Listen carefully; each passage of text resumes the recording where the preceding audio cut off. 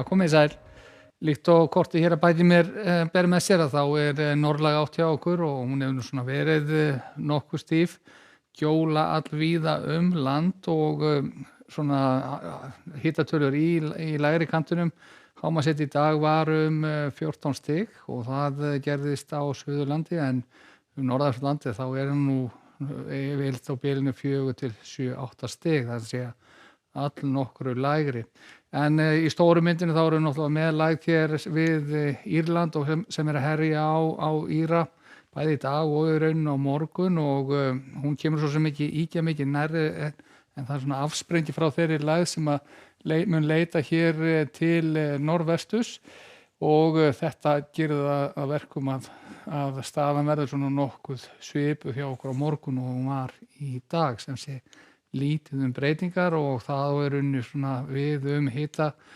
hitafarið einnig eins og sjáum hér við hlýtt loft austur af landi og svo hér suðvestur undan en við þar mitt og milli í þó nokkuð kaldari loftmassa. Og hvað varðar landsfjórðungana þá verður nú staðan nokkuð svipuð á suðvesturhorni landsins á morgun og var í dag þar sem það verður létt skýjað að mestu leyti á þessu svæði og hitinn svona sjálfsagt hámarkshiti væntanlega þetta á bilinu 12 til 14 stig og þá væntanlega fer hiti hæst í þetta 13-14 á Suðurlandi líkt og í dag en hér við Faxaflóan verður nú svona eitthvað bilinu 10 til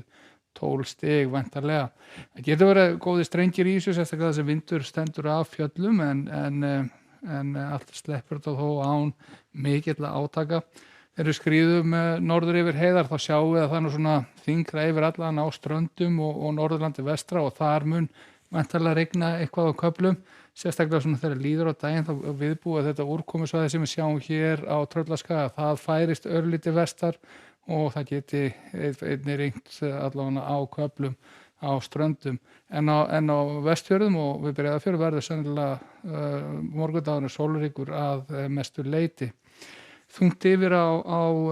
norðausturhorninu var það í dag og verður það að öllum líkjendum á morgun eins og við sjáum hér, við sjáum úrkomuflekki á Norðurlandi svona heldur kannski minna þegar við komum yfir á Austurland og jafnvel þannig að það verði létt skýjað að mestu leyti á Austfjörðum og þar getur hitinn farið yfir 10 stig en annars verður þetta 4 til 7-8 stig. Og hvað varðar Suðausturland þá verður þetta nú svona áfram nokkuð svipað en þó nú svona varhugaverðir strengir. Við sjáum hér vindpílu upp á 21 metrar á sekúndu. Þetta náttúrulega til fjalla en þessi strengi getur hæglega slegið niður allan svona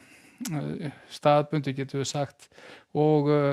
annars þetta nú svona 10-15 metrar á sekúndu og jafnvel svo að hér vestan til á svæðinu verði öllu hægari vindur þar sem myndast vök af jöklinum.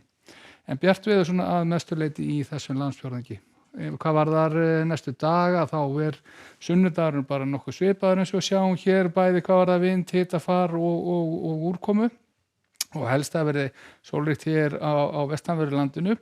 en síðan eftir helgi að þá svona finnur svona heldur að draga úr þessari norðan kælu og vissilega getur verið úrkoma nokkuð víða bæði norðanlands og sem og hér allra síðst og síðan á þriðjudaginn þá sjáum við að það nú svona til þess að gera stillt veður svona víðast hvar en spábendur til þess að verði nú svona meira og minna skýjað á þriðjudaginn en úrkomu lítið og helst að sjást eitthvað til sólu þá hér á suðvesturhorni landsins. En lítum þá yfir til Evrópu og við sjáum að þessi lægð, hún hér vestur af Írlandi, hún nokkuð kröpp og að gefa á sig bæði vind og úrkomu á Írlandi og þetta getur svo sér teygt anga sína til Bretlandseyja. Rignir í suðurhluta Noregs, skúraleiðingar í Kaupmannahöfn en við sjáum síðan að þegar komum hér til suðausturs að þá nú víða bjart veður en það geta þó verið þó nokkra skúrir þar á ferð og jafnvel þrumi veður.